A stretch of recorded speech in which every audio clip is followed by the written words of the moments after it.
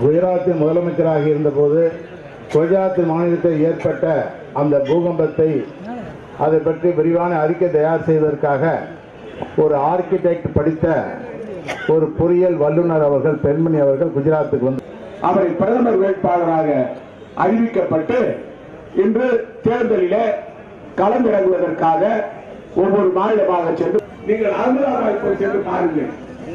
அங்கு அகமதாபாத்தில் அங்க இருக்கிற மேம்பாலத்துக்கு கீழே மேம்பாலம் கட்டி இருக்கிறார்கள். அந்த மேம்பாலத்துக்கு கீழே ஏழை மலைவாழ் மக்கள் இருக்கிற பகுதி. அந்த பகுதிக்கு நான் சென்றிருக்கிறேன்.